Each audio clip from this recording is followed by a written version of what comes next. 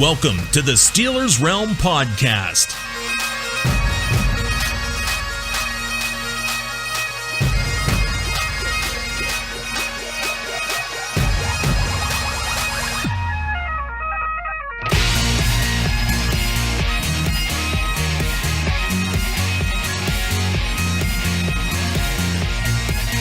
And now, here are the boys of Steelers Realm, New Jersey Dev, JT, and the famous TA.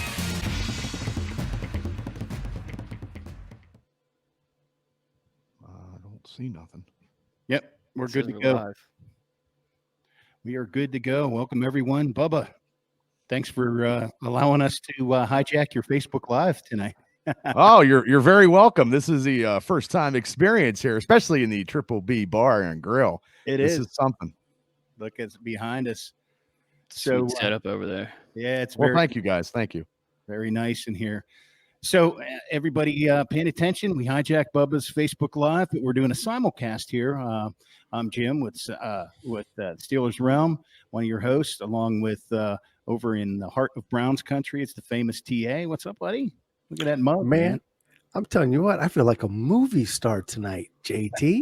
I mean, I am excited. Bubba, thanks for letting the world see this beautiful face that only a mother could love. Well, I'm trying. We're expanding our horizons tonight, gentlemen. We're expanding our horizons. That it is. On the other side of the state, New Jersey Dev joining us. Thanks for having us, Bubba. We appreciate the hospitality. You're welcome. I'm always honored to be on your guys' podcast show. I love the show. I honestly do. I listen to it like all the time.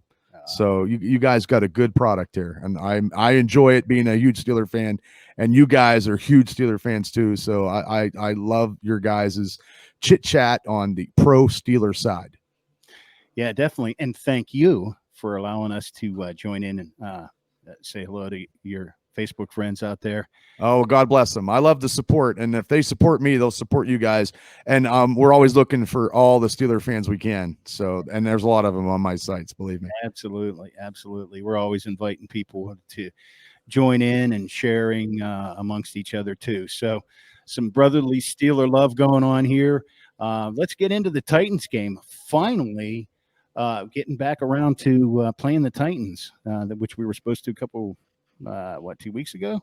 So nonetheless, here it is. It's time. Titans game coming up Sunday. It's a 1:00 game, right? We're playing at Tennessee, so we're away. Right, which we shouldn't be, but I don't like being away. But right, I don't either. But I do got to ask: does anybody feel a little jilted that you got two powerhouses at 5-0? There's only 3 of us left in the league, and we can't even warrant little prime time on Sunday night action? Yeah, I'd say jilted. That's because we're the Steelers. I said that back in when they postponed the game, that the only benefit would be that maybe they'll flex this game to prime time, but obviously they didn't. Another 1 p.m. game. Yep, another 1 p.m. game. Supposed to be nice, though. 74 degrees, partly cloudy. Let's see. Last week, they had to go to overtime versus the Texans.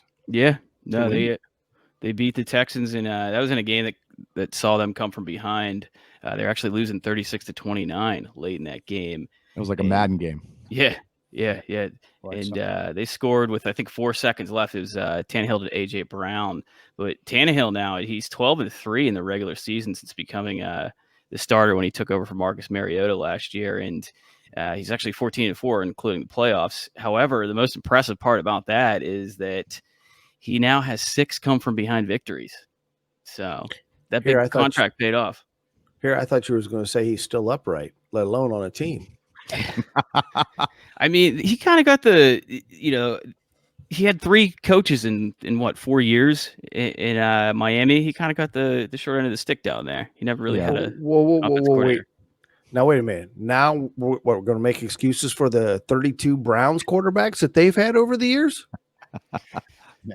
Just saying, maybe the contract was warranted that they gave him in the offseason. So, all right. Should we hop into by the numbers, guys? Yeah, let's do that. Fire them off, Dev. Let's see. I'm really interested to see what numbers you came up with this week. So, all right. So first number is 197. The Steelers have 197 road wins since the 1970 AFL-NFL merger. They're actually 197, 190-2.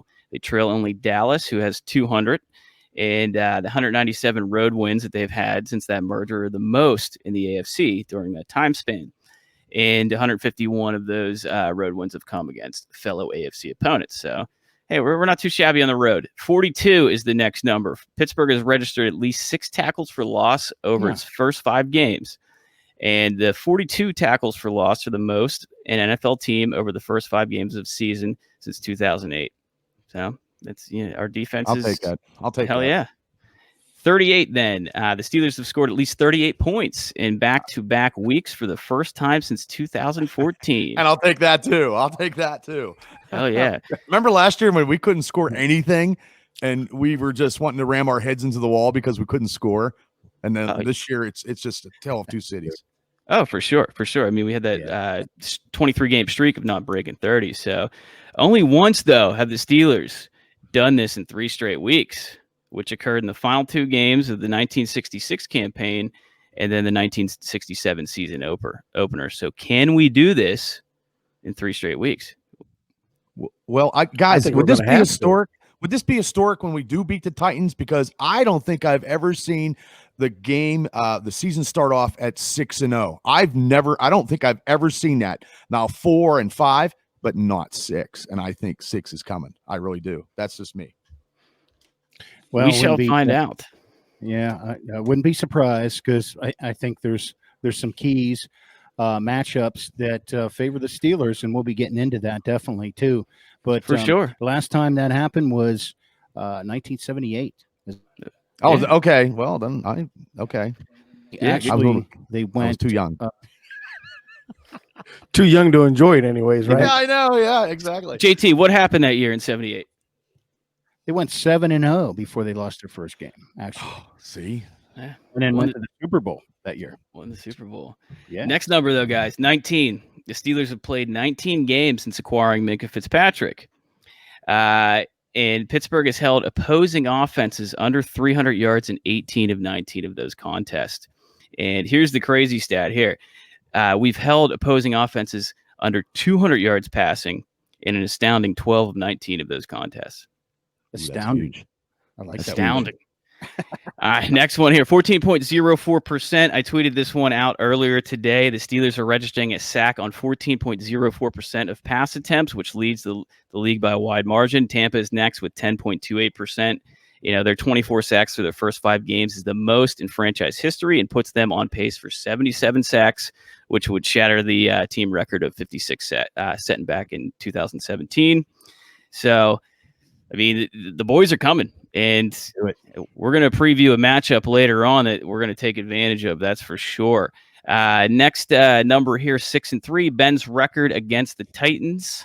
And he's 2-2 in away games in Nashville. The only reason I put this one in here because this week, a lot of people in the Pittsburgh media have been discussing that 2008 game. You guys remember that game? We lost 31-14. I do. I think so. Remember what happened in that game? I don't remember the losses because they just boggle my mind for weeks. Yeah, so. I tend to push those away. Todd remembers. Lendell White, Javon Curson, Keith Bullock. They stomped on the towel. They blew their nose in the towel. I remember that. They spit on the towel. It was the curse of the terrible towel. The curse of the terrible towel. Next thing you know, the Titans lost the following week in Indy. They lost to Baltimore in the playoffs. They didn't win a game until the following season in 2009, November 2009. And it took Keith Bullock and Lendell White autographing a terrible towel and sending it to, the Allegheny Valley School, and sending it to them for that curse to get broken. They won 5 straight after that. So, wow. Yeah. That's good stuff, man. Yeah. A couple numbers here. It's the 5th meeting between the Titans and Steelers. The meeting between the Titans and the Steelers on Sunday is going to be the 5th matchup of unbeaten teams in week 7 or later during the Super Bowl era. And the previous 4 meetings of undefeated squads this late in the season, the winner of each has gone on to make a trip to the Super Bowl. Two of those teams won, which was the Pats in 2004 and Denver in 2015. So the winners, 4 teams have won those games. All 4 winners have gone on to the Super Bowl. 2 of those have won. 4.9 James Conner's yard per carry average on the year. Derrick Henry's 4.8. Oh, nice. That's a good. Yeah, That's Henry has a bigger. That's because we're running like after in the second half. And we'll get into that later, I'm sure, but that's probably why. Yeah, For sure. It's a little skewed. Little skewed. Yeah, Henry does have a bigger workload with 588 yards and 6 touchdowns, but hey, Connor's got 4 in there. So, and then lastly, 2-0. Pittsburgh has opened 8 seasons in franchise history with 2 consecutive road victories. That happened 2010, 2005, 99, 92, 83, 79, 78, and 75. The Steelers have not opened a season with victories in each of its first 2 road games since 2010, when we did beat Tennessee and then Tampa. But look what dates pop up there again. 1979, 1978. Oh yeah. The Steelers, though, they've reached the playoffs in 7 of those 8 seasons when they've won 2 straight road games, and they've won the Super Bowl 5 times in those years. So the only season they did not reach the playoffs when they opened up the season with 2 straight road wins was 1999, which we discussed last week with Garrett in detail that season. So yeah, that's your by the numbers there, folks. All right. So what I'm getting from that is the stars are starting to align. Is that what you're telling us, Dev? Starting to align. I just see championships. That's what I'm smelling. I'm tasting it. I'm tasting what you're dishing out here. It's How's it taste? It tastes very good, and I wish it was January right now. Sweet. Tastes sweet. All right, man, let's get into the breakdown here. We've been waiting for weeks. We started to get into this a couple weeks ago and had to kind of redirect. But anyhow, let's turn our attention right now to our injury reporter on the scene. Take it away, TA. Who's hurt? Who's going to be playing? And how's that looking? JT, it's absolutely ugly here in Tennessee today.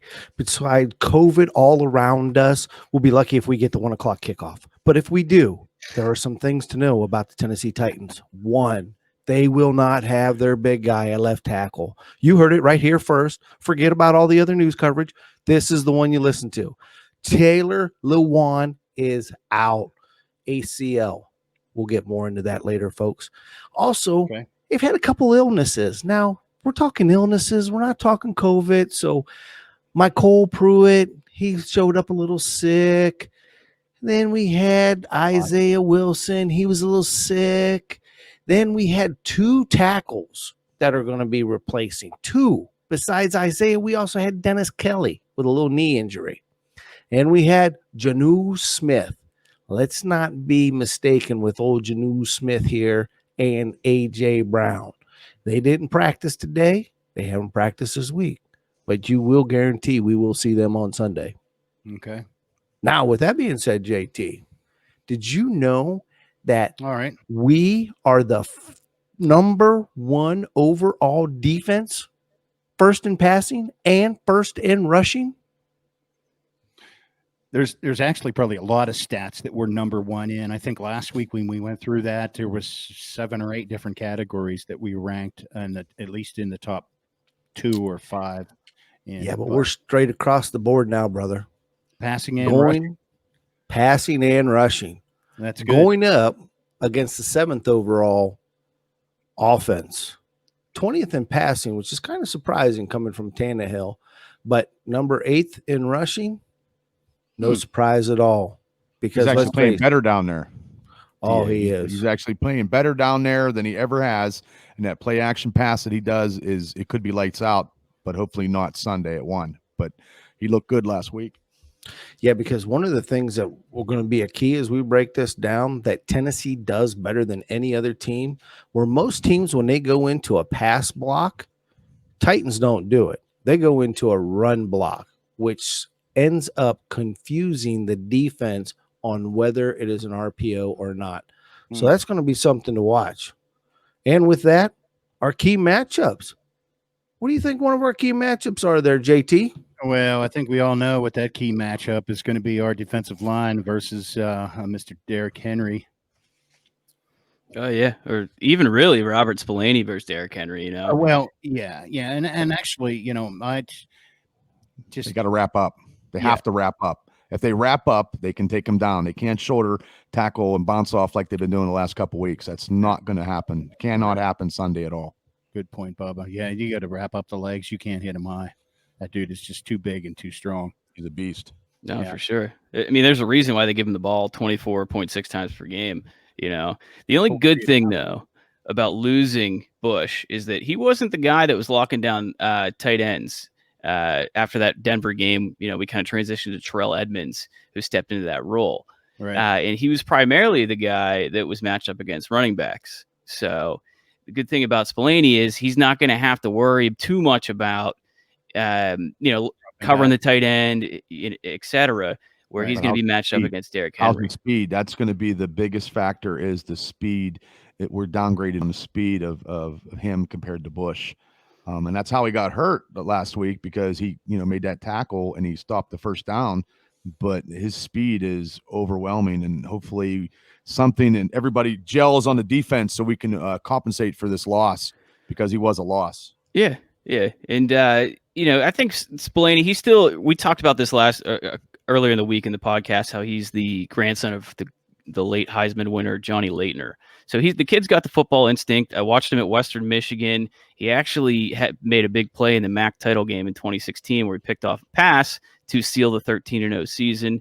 They did go to lose to Wisconsin in the Cotton Bowl, but when PJ Fleck, who was their head coach at the time, left Western Michigan to go to Minnesota, Spillane was the only guy they tried to bring with him, which of course the NCAA, denied. So, yeah, but hey, Spillane, and I guess his nickname is Spilly. That's what they're calling him. Some people said Robo because he looks like RoboCop, but doesn't he remind you of Jerry Osowski though? Yeah. Oh yeah. Yeah. So I mean, if he reminds me of Jerry O, because Jerry O was a gritty kind of player, Spillane could be the same individual in that middle. So certainly, it's always the next man up, as we always say. But we shall see. Well, let's put it this way, guys. We don't even want to see Henry get to that second level. We've got to keep him going east and west because he's an upright runner.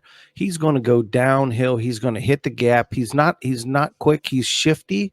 But if we can keep him going side to side to where he doesn't build any steam, then he is a moot point.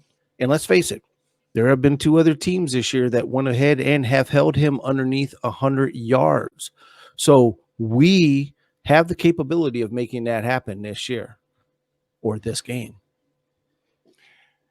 Yeah, definitely. And I think that's, the key matchup in this game really is what this all boils down to. This game is going to be, can we minimize the damage?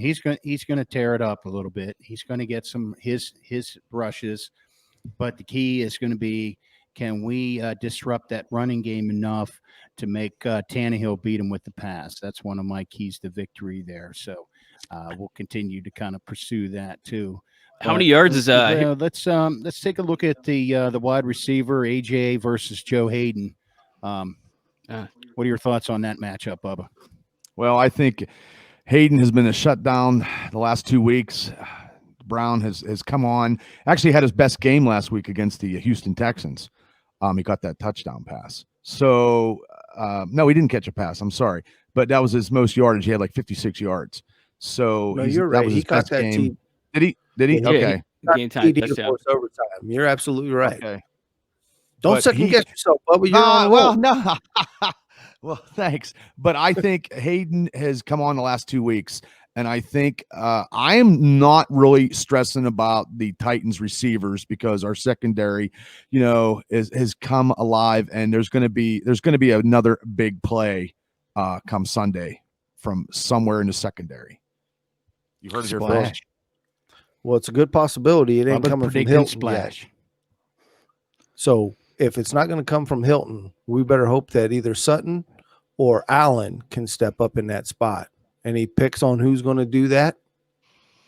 I'm going to go with Haden because last week and the two weeks, I'm going with Haden getting a pick and actually with the defense getting Henry a couple tackles behind the line of scrimmage. That's going to be huge too. And stopping the high third down with the, when it's 3rd and 2, or I'm sorry, when it's 3rd and 10 and they get they're getting first downs, and we got to get them off the field on 3rd down. And we did it last week, and I think we could do it this week. So I'm going to go with that, guys. Yeah. We see James Pierre actually play on defense, not special teams. So the Frenchman, Pierre. But yeah, Haden did a good job against Jarvis Landry last week. But he did commit his 66th total defensive penalty since entering the league. They did so good, guys. They just shut Cleveland up, and I think Cleveland just sold the team from last week. They you know, I mean, the defense just shut them. They were the most talkative, and now that you don't even you don't hear anything from them. They shut them up. And here's one more thing, Bubba, just in case you were worried. Odell Beckham Jr. has not put his shoes back on since Sunday. Yeah, I seen that. Yeah, I figured that was a fine. I figured he couldn't do that because who knows what was going on. He was probably running his mouth. Those dogs were tired. He did get banned from LSU's facilities this week for 2 years because he handed out all that money after the Sugar Bowl. So, but I think that the Titans offense, I think the Steelers defense is going to show up, and I'm a typical Yunzer, but I've always hated this is crazy. I hated Tennessee since they beat us into playoffs at one time when they got that field goal play acting, and they cost us something a long time ago, and I never forgot. And they used to beat our ass back then, in the Houston Oilers in the 90s, with Warren Moon. So yep, this is going to be a smash mouth football game. Aaron McNair used to have our number too. Eddie George. Yeah. But we did beat him. I know you guys talk about the Tunch and Craig that year. They went to the playoffs and they were 0-2, and that was the greatest, one of the greatest coaching things of Chuck Noll. And they did beat the Oilers New Year's Eve night on the foot of Gary Anderson. So that was one of the greatest victories, and they were supposed to go a little further, and the Steelers with Bobby Brister beat them in the playoffs. So I'm surprised you remember that on New Year's Eve night. Well, I was good shit, Bubba. Thank you. I had to watch the game before I could take part in the activities. I hear you there. So our final matchup here to preview with the Titans offense and against our defense is the big matchup. Everybody's been talking about it. It's Ty Sambrailo versus Bud Dupree. So Ty Sambrailo is actually replacing Taylor Lewan this week. He was lost for the season last week with an ACL injury as well. That's now 26 ACLs that have been sacrificed to the NFL injury gods this year already. Wow. Yeah. That's too much. Sambrailo is a 6-year guy out of Colorado State. He won a Super Bowl with Denver. He spent 3 years in Atlanta then before signing with the Titans this past offseason. He's started 13 of the 62 games he's played in. Hasn't seen a whole lot of action in those 6 years. I think he's going to get tore up, guys. He's going to get tore up. Feast. He's going to Dupree's going to eat him up for breakfast. So he, to see that. Yeah, so that's obvious. But here's my question regarding Dupree, because I'm leaning now towards maybe it's somewhat of a possibility making some cap space and signing him this next off season, which is going to be impossible. Dev, have you taken your temperature today? Are you sick? Are you feeling okay? I've been saying that the past couple weeks. Should we sign Bud? I think we should sign Bud. Cool. I mean, look at this guy's stats over the past 21 games: 16.5 sacks, 27 quarterback hits, 45 pressures, 20 tackles for loss, 5 forced fumbles. So my question here is, what do you think has been the differentiator, the factor to attribute to Bud's recent succce? It's his new TV show. Would it be Bud? It's Bring a Buddy to Bud. but honestly, would it be a contract year? Would it be the franchise tag, or would it be Jay Peasy failing him as a coach? That's an interesting take. I'm going to go contract year. Yeah. I'm going to go contract year because it'll be harder to sign.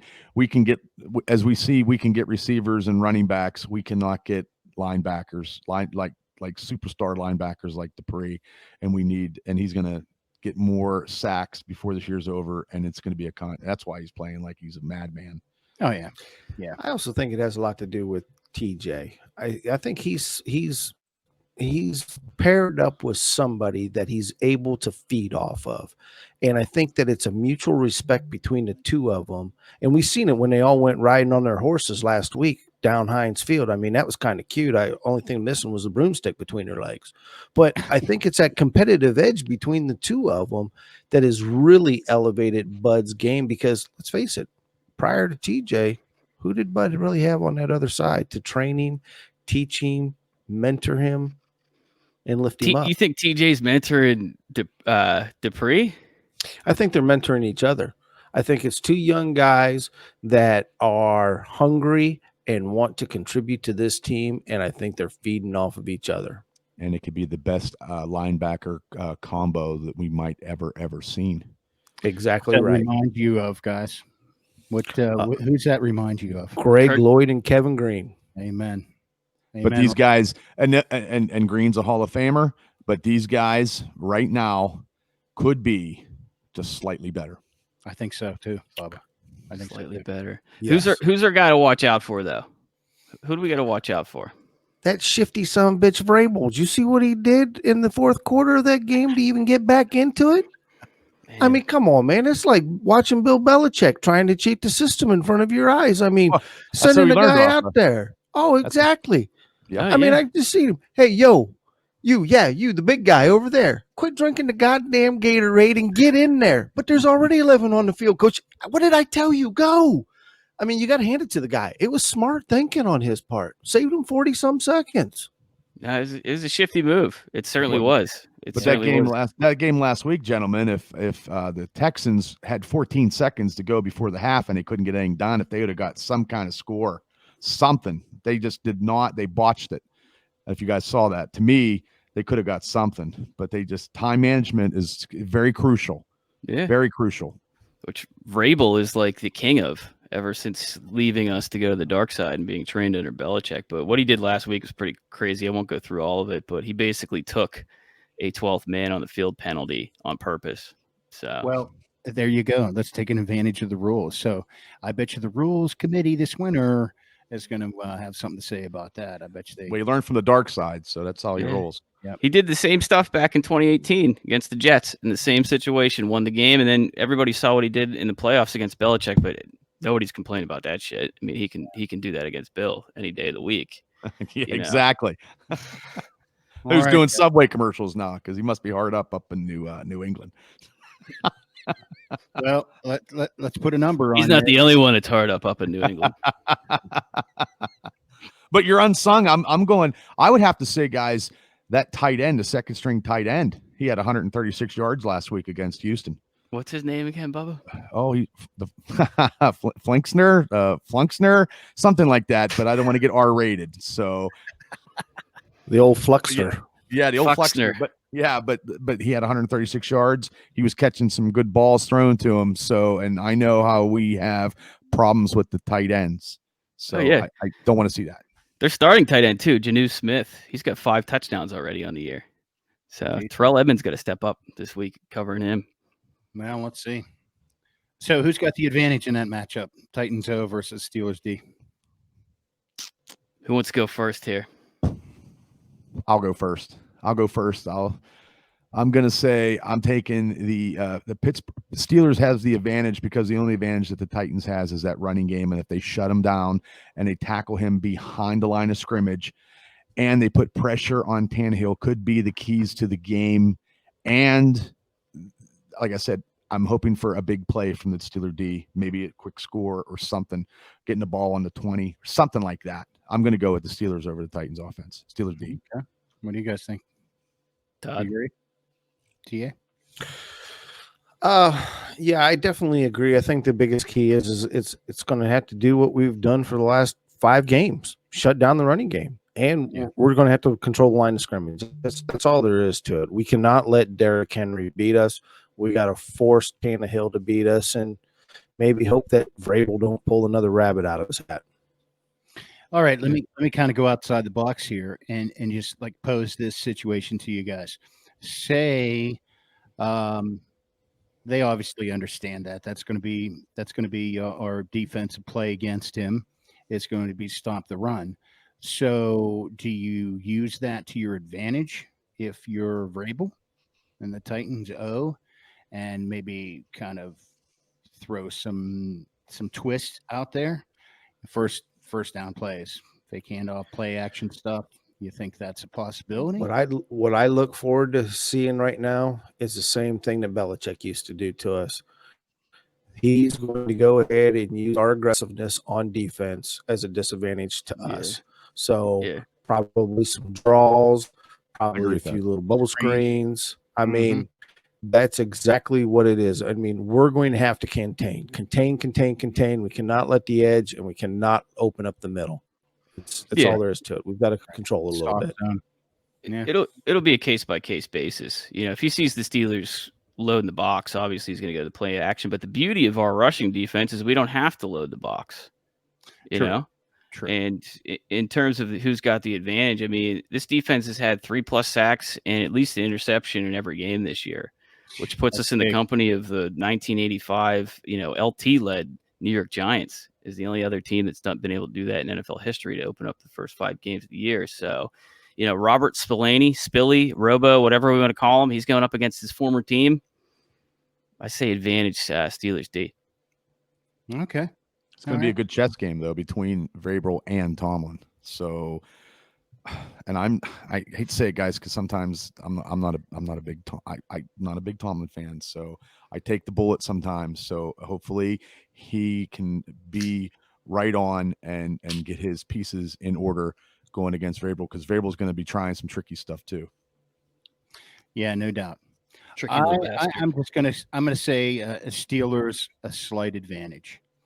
If we can kind of minimize the damage, I think we'll have a slight advantage there. Bend but don't break. Yep. That's it. All right. Let's go ahead and flip the field and go. Let's put the ball in Ben's hands and see how everything fares versus the Titans D.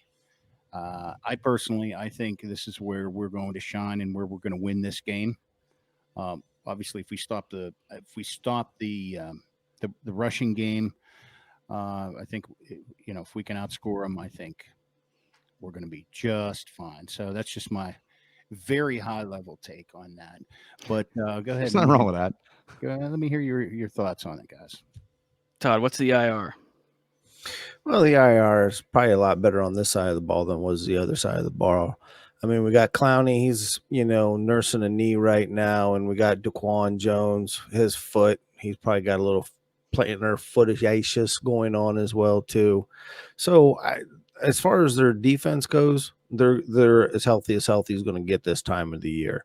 I mean, overall, their defensive unit is ranked 12th. And, we're holding our own offensive wise. They've got some weapons over there, guys. I mean, they've got Malcolm Butler. There's an ex-Patriots, Adoree Jackson, Jayon Brown, Kenny Vaccaro, who just seems to, always seem to be around the ball. I mean, Clowney and Jeffrey Simmons. So, it's not that they're a slouch. Their overall performance may not show it, but they are a solid group. And they're definitely have the bend but don't break mentality too. So let's not let that fool us either. But they let some big plays last week get behind them, and they scored. Watson threw some touchdown passes, were like on fire. They were getting behind. You have a creative brief. Go fish. You heard it right here. Get your goldfish, folks. Wow. Woo. Get your goldfish. Get your goldfish. Yeah. Their defense got pretty well beaten up. Their secondary specifically the past 2 weeks against Minshew and Watson. But we're coming in actually the 28th ranked passing offense, so it'd be cool to see that get expanded this week. And we're 17th overall in total offense, 13th in rushing. But key matchups, first of all, I'd say it's the nose tackle Daquon Jones versus David DeCastro, and really even Mike Pouncey. Both DeCastro and Pouncey did not practice Tuesday or Wednesday, but were full participants today. And but that Dobson has filled most adequately for DeCastro. That rookie is something. He's very special. He is solid. And Bubba, I'm not going to lie to you. I'm okay with keeping DeCastro on the bench for one more week and save him up for Baltimore. Yeah. Let Dobson continue to take his snaps, man. That boy doesn't deserve to come off the line yet. No, he does not. Yeah, certainly.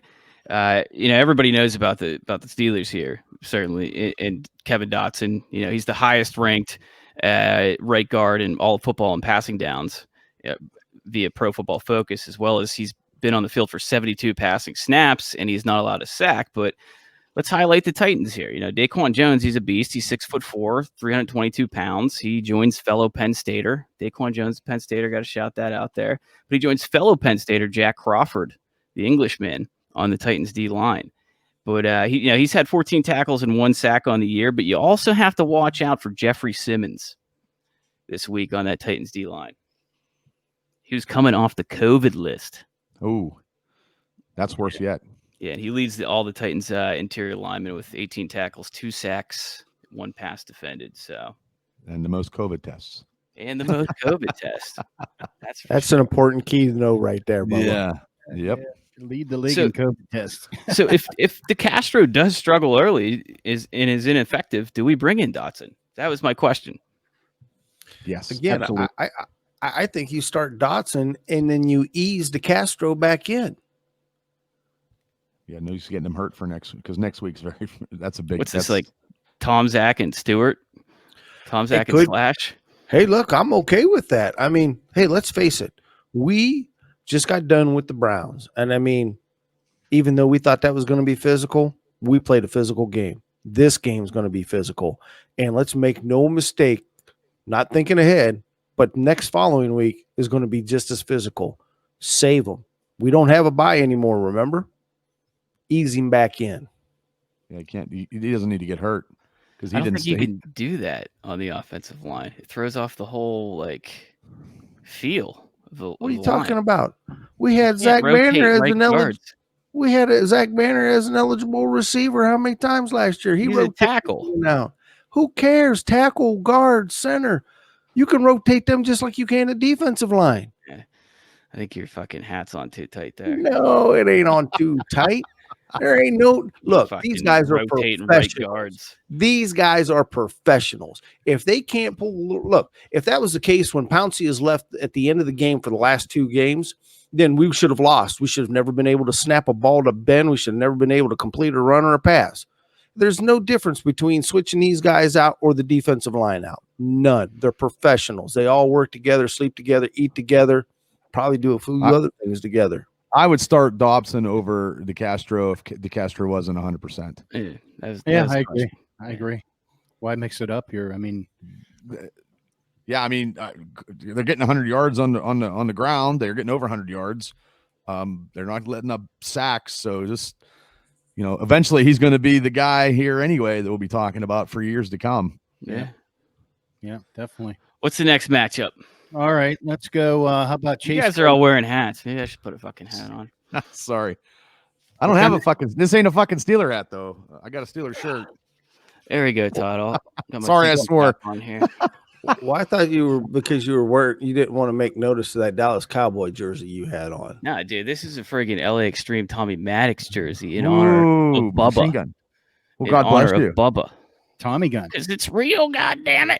He's an XFL Hall of Famer 1 year, but he's also the comeback quarterback in the greatest comeback Steeler playoff victory of all time, and that game was something else.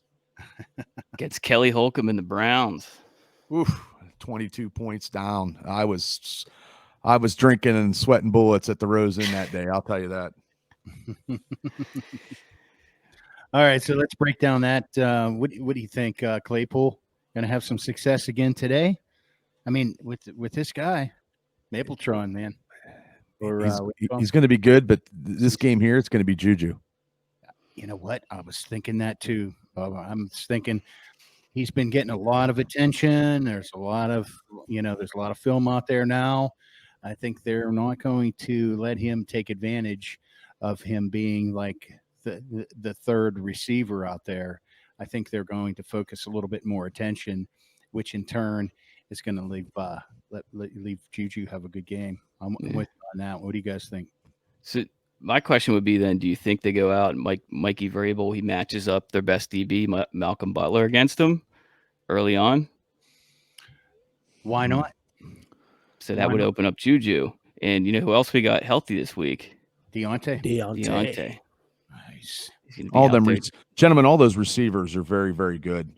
I believe we probably have the top 5 receiving core in the NFL. Not because, yes, I am a typical Yunzer, but those receivers just captivate and they catch the balls, and they do every game. It's a different receiver now. It's game plan to a different receiver during the games. Last You week, hit it. W early.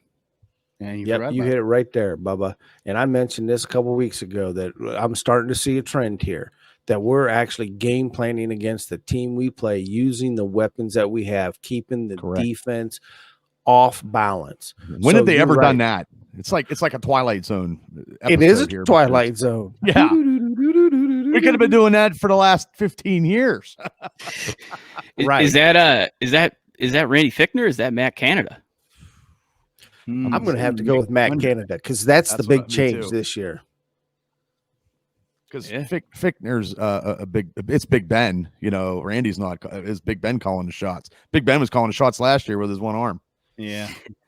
For real. I mean, Canada's led a high-powered offense in Heinz Field before when he was the offensive coordinator.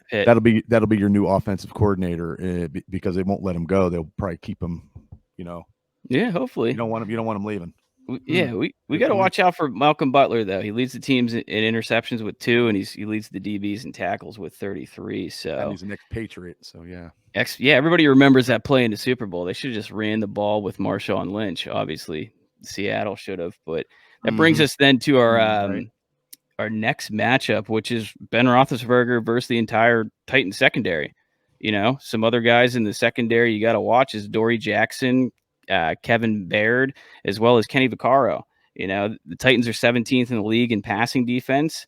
And as Bubba already mentioned, they got gassed the past 2 weeks, you know, against Gardner Minshew and as well as Deshaun Watson last week. So, I mean, Ben went, 14 for 22 for 162 and 1 TD last week. I mean, if you saw that stat line, balanced, would you think that we won the game? No, because Ben, he's not happy if he doesn't get like 300 yards, but his arm, he can't be doing that. He has to be precision. This is the John Elway last 2 seasons ish. You know what I mean? Like just, yeah. Well, I mean, he's got to keep that arm intact because we still got a long season. Right. He doesn't need to throw for 300 yards. And you bring up Bubba, a good point, I just saw you stood up. You got to run to the bathroom or something. I got my stool. fucking prairie dogging it. My ass hurts, man. I can't help it. His ass went numb. I'm not a bar seating kind of guy anymore. But if you actually look at over the last couple of weeks, we have been running a balanced attack. We are almost about 50-50 between the run and the pass. And Ben right now has the quickest sling going as far as getting the ball loose. Exactly right. I mean, he's like at 2 point something. I was reading the other day, man, if he continues on this pace, he'll break the records. So I don't look for us to go crazy, but I do look for us to go pass first, run second. Well, I heard, gentlemen, that they want to score quickly and then do Bill Cowher type offense in the second half. Right. They want to beat us up with the running game.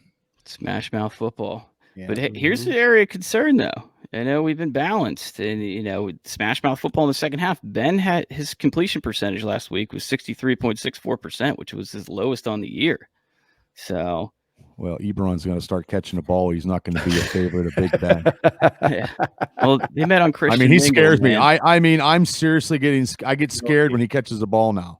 Like I could not believe that, but the last 2 games, I don't know. Ben has protected the ball, though. 11 touchdowns, 1 interception. And last week, he was perfect on deep throws of 20-plus yards. So that is the question, though. Does he go over 300 this week? He doesn't have to. Doesn't have to. He doesn't have to win. He can get about 265. I'll take 265 and 2 touchdowns and no interceptions. I'll be happy with that because – just ball control and take time off that clock and keep Henry on the sidelines. We definitely have to have ball control. Yeah, I'll go for 7 minutes to drive. Keep JC healthy too. He's got. Well, that scares me too. But also, guys, our fullback has hamstring problems, and that bums me out because I love the fullback, and that Derrick Watt, man, he was doing some stuff in the first couple games, and I miss him in the lineup. Oh, yeah. Well, let's Bring face it, back we the really only fullback. got to see him in one game, Bubba, and that was the game he pulled the hammy in. Well, I mean, then they had him in there for multiple plays, and you're right. I was loving what I seen out of that offense. Yeah. You know, the game before, which was against, I believe, the Broncos, he did make the block on Connor's 57-yard game clinching run. Yeah. And then he pulled his hammy in the next game against the Texans, I think. Yeah, so you got about 2 games. And I've always been a fullback. I've always supported a fullback, and as crazy as it sounds, but I do like a fullback in the offense. No, I do as well. Smash mouth football. Smash mouth absolutely. football. Who's our guy to watch out for, though, on defense? Clowney. Clowney is probably the biggest name that we're going to have to worry about. And I'm going to say Vaccaro, because Vaccaro has a nose for the ball. Yeah. Clowney's been clowning the Titans, though. He hasn't done much this year. I'll say Butler. Bubba? I'll say Butler. I thought you were referring to yourself in third person. Oh, no, I can't. I can't. No, I can't. Wait a minute. Dev, He's Bubba the Butler now? Dev, I couldn't cover anybody on a rainy day. My 12.7 blazing speed. It ain't happening. But yeah, I'm gonna go with Butler because he's an expatriate and something I can't stand expatriates in any position on any team anyway. I can't stand a team anyway, but that's what I'm gonna go with. They just carry that baggage when they leave. And if you ask Todd, we could go down a big conspiracy theory wormhole here about the Patriots and September 11th and all that. But Clowney, we do got to watch out for him. He is a beast. He's three we mentioned. Hey, I just want you to know, Dev, it's been a proven fact that the planes that crashed into the buildings were owned by Mr. Kraft. Oh my God. I thought you were just going to say that they won the Super Bowl the same year it happened, but all right. I'm just Tom Brady. Tom Brady was a pilot. He was drinking some couple cocktails or something. We're going to have some weirdo conspiracy theorist zeitgeist people watching this live stream next week. I was at that game, gentlemen, and it was terrible. I come out of that game and there was a hush. People were throwing terrible towels into garbage cans in that championship game because we were favored to win, and that bunt block punt was terrible, and Troy Brown it was very quiet. It was a very somber mood coming out of that Heinz Field that day. Yeah, they said the thing that pissed them off, the Patriots, that day was that they walked past like the Steelers locker room and they walked past like a utility closet, and all the Steelers bags were packed. You know, all the players, because they're ready to fly to the Super Bowl. Yeah, so. I've been to 2 AFC championship losses, and it's terrible. Oh, both to New England, and I'm not allowed to go to another championship game ever again because it's bad juju. I'm not allowed. My friends will tie me up. I'm not allowed to do it. Please don't. Terrible. Please don't. No, I won't. I can't do it because it's. I need to break the curse, but I have that karma where I still believe I'm one of the reasons we lost to the Packers because I worked that day and I couldn't get off. So son of a bitch, Bubba. Stop. What the hell are you doing over there? That's how I roll, Dad. That's how I roll.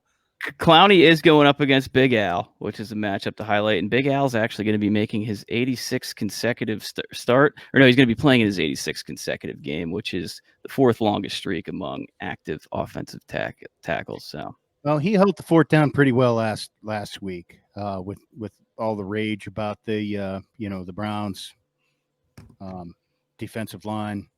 I don't remember him getting his number called for anything. Somebody got a sack. Somebody got a sack. I think Miles did get a sack. Oh, Garrett did get a sack. I don't think it was over Big Al though. No, but that was it. It's over Chucks. Yep. Yeah. Or as you would say, JT, Chooks.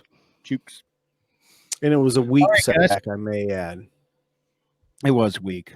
I think he was just being nice. We don't want to hurt Ben. We're just going to sack him. Here you go, Ben. Lay down. All right. Titans D versus Steelers offense. Advantage. I'm going Steelers. Going Steelers there. Oh, I'm going Steelers all the way. Big Ben, I'm telling you, we're going 6-0, and it's this ball control. Big Ben not throwing interceptions, driving down the field is going to take time off the clock, and Henry's not going to get his train going because the defense won't have to be on the field that long because we're going to have 7 to 8 minute drives. I'm happy with that. 17 points, 2 touchdowns, and a field goal. Yeah, I'm good with like 20 minutes taken off the time right there. It'd be great. I'm kind of liking the way you're thinking there, Bubba, because I'm absolutely thinking the same thing. The one thing that I've noticed about Ben this year that I haven't noticed in the past is when Ben goes to the sidelines, he's grabbing that little notebook now, man, and he's sitting there with Mr. Microsoft and he's studying. He's actually in the game. He knows where he wants to go, who he wants to go to, and I look for him to light it up. And I look for Connor to come in here and do what Connor needs to do. I look for him to get 100 yards. And I also look for a couple splash plays out of McFarland. Yeah. How about McLeod? Ray, man. Ray. I love Ray. Ray all day. McFarland had a bad week last week. Yeah. That's a play that every defensive coordinator is going to be, having to look on their playbook, because that play could come at any time. And we haven't even seen the trickery of the Steelers offense so far this season, and I'm sure they got some plays lined up. Oh yeah, they haven't even expanded that motion reverse package yet. But unbiased pick, Steelers advantaged. I mean, I think Chase Claypool still, even if he's doubled, is a difference maker in this game. I mean, the guy's averaging 19.7 yards per reception, second in the NFL, and he's also averaging 3.49 yards per route ran, which is first in the NFL, which means he's getting down the field. It's not none of this dink and dunk Tom Brady bullshit. So, and he's on pace for 13 TDs this year. So I just want to eat my words, because when we drafted him and we didn't take Dobson, JB, I was so devastated because I wanted a running back. But now I'm going to eat my words, and I'm going to go all with, I call him Chase Pool, like Deadpool, because he's just putting stuff. He's just catching stuff, and him and Juju, there's no rivalry, and that is cool to see. Even though Mark Madden bashes Juju all the time, look, Juju is a young guy just trying to do whatever he's doing, and he's not getting in trouble. He's not getting in trouble. Let's put it that way, and that's good. You know what I mean? So, yeah. I'm gonna eat my words, and I'm a Chase Pool kind of guy now. So and JB sitting on the Ravens sideline, he ain't doing diddly so far. So I'm happy with what we got. Yeah, we all wanted J.K. Dobbins. I think me and Todd also wanted Jalen Hurts. So, but cool thing about Claypool and Juju, Claypool actually lives in the apartment above Juju. So they're certainly bonding on and off the field. They probably play like Madden. They probably, you know what I mean? And that's how live on the balcony. That's how kids do it. That's how kids do it nowadays. That's like a Mario and Sid combo there. Yeah, except Sid lived in Mario's basement. Yeah. Which was the biggest house. That was a house compared to probably bigger than Claypool's apartment. Yeah. Yeah, probably. All right, man. Well, let's get into some predictions. First of all, before we do that, though, TA, you brought this up beforehand. We really kind of been lax on looking back to our season predictions. And so right now, yours truly is not faring very well with the losses picked. And two of us also have this game tagged as one of the potential losses too. So I'll let you guys go ahead and rip away on my picks. I predicted 11-5 with Houston as a loss and Philadelphia as a loss. So obviously those didn't go that way, fortunately, why we're sitting here at 5-0. But I also have, in addition to Tennessee, one of the Ravens games, I think I picked us to lose at Baltimore. The Buffalo game I thought might be one of those kind of weird scenario games. And then the trip to Dallas. And now that's mashed. Trip to Dallas. Not anymore. Bring it on. Bring them on. Sorry. Well, I couldn't help that. There you go. I couldn't help that. Hey, I can't say nothing because JT and I both picked Dallas in the beginning of the year, and we also picked this Tennessee game. Now, I will tell you this. If we would have played Tennessee in week 4, I'd probably still have stuck with my pick. Being that we heard, not that we're 5-0, let's make no mistake. It's more of what I see out of this team right now. They have had their ups. They have had their downs. They have faced adversity. They have tasted the close win. They've tasted the blowout. My only thing on this one here is what I seen last week in Cleveland is throw away that damn defensive playbook that they call prevent. It prevents you from winning. Throw it out the damn window. When you got an opponent on the ground, you put the knee where it counts and keep them there. And if we can do that with Tennessee, there is no doubt about it. I'll be happy to eat my words come next week when we're sitting at 6-0. What did I have us going so far? I don't think I predicted a loss. Hey, I just want y'all to know I had us going at 13-3 and all the way to the Super Bowl. I predicted that at the beginning because that's where we're going. I don't know what I can't remember what I predicted, but I know I think I took Tennessee because it's very hard down there. But I had to because I couldn't take them to go undefeated every. I can't do that every game as much as I want to. But you know, I switched my thing up, and even though on my own podcast, I think I took them 12-4. Oh, I had losses to Baltimore, at Cleveland, at Jacksonville, and then Washington, the Washington football team. So Interesting. I'm unscathed. Yeah, they always blow a game like that. Yeah, there's always a trap game in there. But maybe this year, gentlemen, they don't have a trap game. I'd be impressed. Yeah. So what are some score predictions then, boys? Bubba, what do you got? Let's go. Well, before that, do you have the line, Dev? Oh, yes. The line is 1 whopping point. Nah, well, it's actually the Steelers are getting 1.5 right now, which no, we're the underdogs, Bubba. Uh-oh. Yeah, Titans are favored by 1.5. The line opened up Steelers -2. Some books had it as -3 early in the week. Wow. But last night, the line moved 2 to 3 points. You want to know why? Yeah. People in Vegas are throwing money. Now, people in Vegas are throwing all their money on the Titans. And the reason why is because Pouncey didn't practice yesterday.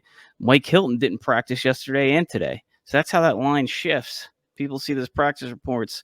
All the sharks out in Vegas, whales, start throwing money on one team, and it shifts. It shifted 2 to 3 points around 7 p.m. last night. Over-under is 50.5. I believe. Take the over. Yeah, 15.5. Man, 15.5. They expect a lot of points.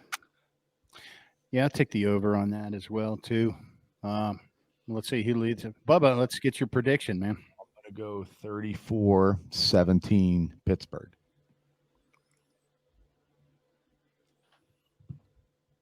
Wow. In a decisive win. Yeah, I'm not drunk or anything like that. But yeah, I can vouch for him, too. I think he's been sipping water the whole time. Okay, I guess that puts me up next. I think it's going to be a tight one. He's getting his abacus out, his Chinese calculator. Yeah, no, I think. What's that? You're clicking on the other side. Yeah.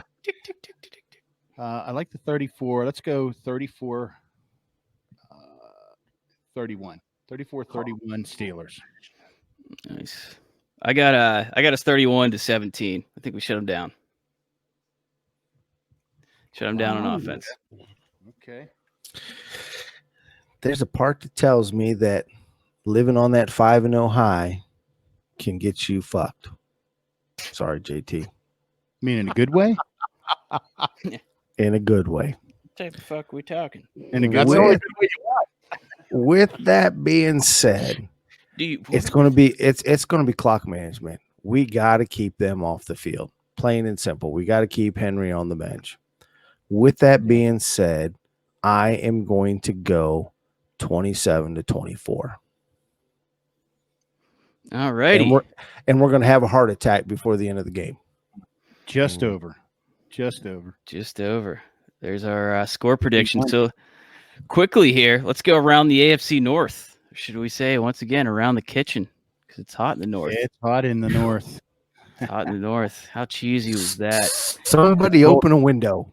It's cold in Cleveland. It's cold in Cleveland, though. It's cold in Cleveland. My friends in Cleveland hate my guts because I got a couple buddies out in Cleveland, and they just talk a lot of schmack. And I tell you what, the first 6 minutes, I think they were crying. They were done in. I can't wait for the next game because I'm going to talk a lot of smack. A lot. Oh yeah, I kept my mouth shut all week with those dickheads out there. But they talked a lot of shit. Yeah, that's for sure. Well, but with my son James being over in on the other side of Harrisburg near Philly, too, he got to talk a lot of stuff against the Philly game too. So he was loving that because last time we didn't fare so well against Philly, and he took the brunt of the heat, being a big time Steeler fan too. Yeah. So it's a lot of Cleveland Brown fans in Scranton. Must be a big old Browns bar out there, Lehigh Valley area. But the Ravens are 5-1. They're right on our tail, the shitbirds. Last week they beat the Eagles 30-28. They did give up. Yeah, I don't think they're that good. Exactly. They let the Eagles hang around in the fourth quarter. The Eagles scored 2 touchdowns late underneath 4 minutes left. Thank God I had them +9. And they actually only won 30-28. So, but they did make some huge moves today. They traded for Yannick Njoku with the Vikings, which they traded a 2021 third-round pick and a 2022 fifth-round pick. So that's the guy they wanted this offseason, and they settled for his teammate Calais Campbell. But now Campbell's reunited with his former teammate down in Jacksonville, Njoku. But you know that they also signed Des Bryant on their practice team today. That's the other move they made, Bubba. What do you guys think about that? Better than Antonio Brown. Yeah. Well, that'll be next if Seattle goes ahead and jilts him. Yeah, I agree. TA. I agree. Yeah, their GM's making some moves. I mean, they essentially paid less than what the Vikings did for Njoku. So, but gentlemen, they have to because they didn't think the Steelers were going to be all this in a bag of chips going in the first 5-6 weeks of the season either. And let's also keep in mind too that they thought they had a quarterback. That's right, and he's not. He's a running back. He's a TJ Watt hit from working at Sheets. He's from Florida. Can I take your order, please? Well, whatever. Wawa. Sheets, exactly. Somewhere. Make me a sandwich. Wawa. Can I take your order, please? Make me a sandwich. Make me a sandwich. 4 hot dogs. 4 death dogs, please. Shit. So the Browns then. The sandwich. The Browns are right behind them at 4-2. Last week, I mean, we already talked about that. This week they're playing the Bengals. So at Cincinnati. Bengals are 1-4-1 last week. They actually played the Colts pretty damn close. They lost 31-27, and as I just said, they got the Browns. Cincinnati will beat them. Week. Cincinnati will beat them. Joey Burrow. That's what I'm waiting for. Dev's Degenerate Lock of the Week to see who he has. Before we get to that, we've got more. Wait a second. There's more. We got to hammer through this shit, guys. We're over an hour. Come on. I'm sorry. Can I talk a lot? No, it's all good. It's all good. It's our first live stream. We don't know what the hell we're doing, but our Steel City Star Steelers Spotlight of the Week. Story. Yeah, we don't. Our Steel City Star Steelers Spotlight of the Week, before I get interrupted by Todd again, is Craig Colquitt. For our fans out there, make sure to go check right now. Make sure to go check out Steel City Star on YouTube, on Twitter. I mean, he has just the largest amount I've ever seen. He's got a big old vault of Steelers videos, some of which are nowhere to be found. So you need to go check him out. If you haven't yet and you haven't followed him or you're subscribed to his YouTube channel, you're doing yourself a disservice. But our Spotlight of the Week's Craig Colquitt. His kid might be out of a job.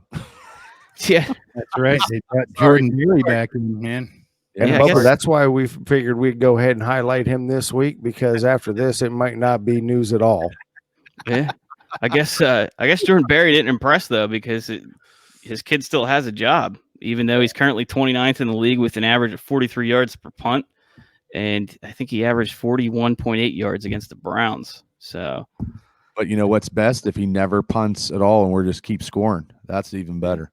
Yeah, there you Marquette go. King's still out there. You remember that guy from the Raiders that dances after he punts? Hey, look, I'd rather have the guy on our practice squad right now. All right, this is about Craig, though, guys. Come on. All right, I'm sorry. It is about Craig, and Quit you're shitting right. on his kid. Look, Craig did us justice. 2-time Super Bowl champion, and he was key in both of those games. He at least able to get it past 30 yards and 2 inches. So, to that, I love Craig. Craig. Yeah, he was a member of the Steelers from 1978 to 1981, 83. Hey, he came back for a second choice or second round. Yeah, you're right. Yeah. 83, 84. Sorry, Dev. I didn't know you knew that.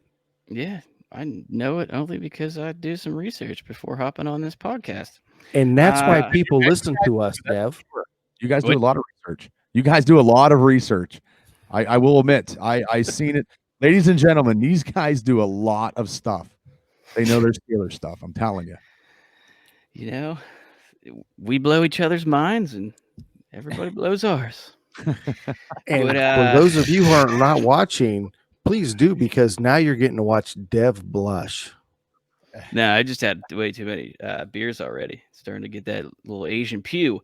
But he was also the father of Britton Colquitt. People forget that. So well, it's because Britton didn't make it very long. He did not. Anybody else have anything on old Craig? No, I think I got a football card in one of my scrapbooks. I think, you know what I mean. I think, you know, yeah. He's a punter. Yeah, I like Josh Miller. Bubba's a big Josh Miller fanboy. I like Josh Miller. Is that a Josh Miller fucking poster over there, dude? Miller's autographed pictures on the wall here. I like that. I mean, I hated when he went to New England, but I liked it when he was on the Fan, because he was like, he should have been on ESPN. I even told him that face to face. He was. You know what? He was very insightful into the locker room. I loved when he would like rip on Belichick and some of the stuff that would go on in the locker room there. Good stuff too. My favorite, since we're talking punters here, and Josh Miller, you brought his up. My favorite is still he had a bad game. He like shanked the second punt. He shanked. I remember him like walking over and trying to melt into the sideline so Cowher wouldn't see him. And the cameraman was on Cowher the whole time, as his chin was out as far as it could go, and his lips were out as far as they could go. And he just tracked Josh down, walked the whole way down to the end of where the players were lined up, just to see him, while Josh was kind of trying to sneak his way up the other way. It was hilarious. Spitting on him, probably spitting on everybody. Trying like just drooling and spit flying everywhere as he was. Josh, you come. You could just hear him like, "Come here." Cowher hated him. Well, folks, that brings us to the least exciting part of the podcast, which is Degenerate Dev's Lock of the Week. I actually went 3-0 last week. I'm 11-7 on the year, so Todd's probably going to have to remortgage his house soon because he's been fading me all year. So this week we got Cleve. Oh, what are you going to say, Todd? Come on, hurry up. I'm just going to say I just bought a second rental property because of you. Thank you. I'm 11-7, so I don't know what math you got going on over there if you've been telling me. But this week we actually got Cleveland. I'm taking -4.5 at Cincinnati. I know Bubba thinks the Bengals are going to win, which is a solid observation. But Bubba's not the only one, folks. That's the one Amos is going to fade him on again today. I think the Cleveland Browns bounce back. Then after that, I got Green Bay -3.5 at Houston, and then Tommy Terrific in Tampa -2.5 in Vegas. Last week after the 1 o'clock games, I was up a little over $2,000. By the end of the night, I was down $59. So, folks, you take those picks. So be it. Holy hell! Woo!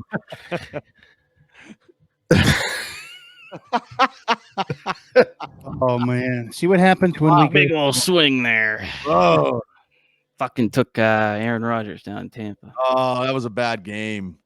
Nah. That Tampa Bay defense was all over him like a cheap suit. It took the Rams. Yeah, we fucked up from there. So, but hey, what can you do? It's gambling, you know. That's it. I do it every day I wake up. I'm good. I can't pull. High blood pressure. Gambling with that. What do we got coming up next week? We got Garrett. Man, you know what? We got a great schedule coming up, guys. We've got Garrett coming up to help break down the Titans game when we beat the Titans and go 6-0.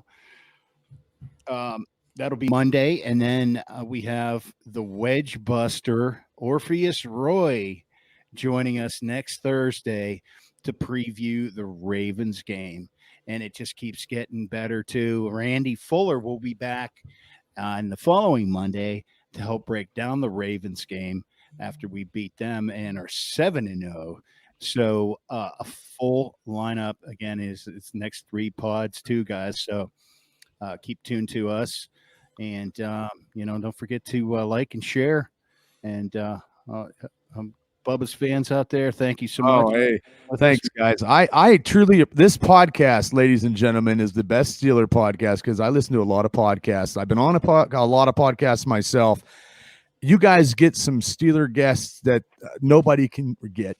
You guys get former players, talent and talking stuff. You guys know your football. I believe in my heart that next year you guys will be in those podcast competitions in Pittsburgh's for the best podcast, because this podcast is very good. I'm very honored to be on here, and anything I can do to help you guys out, you just ask, because I love being on the show with you guys, talking the greatest organization in professional sports, the Pittsburgh Steelers. That is the black and gold. Love it, man.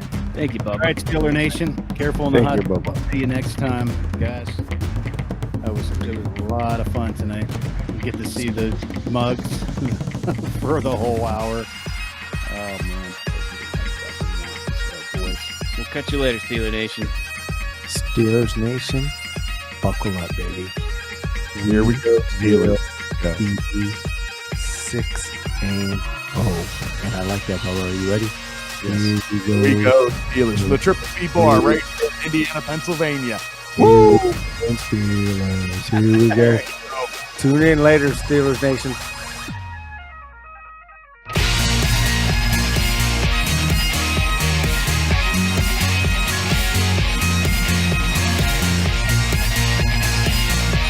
Check back next week into the Steelers Realm podcast.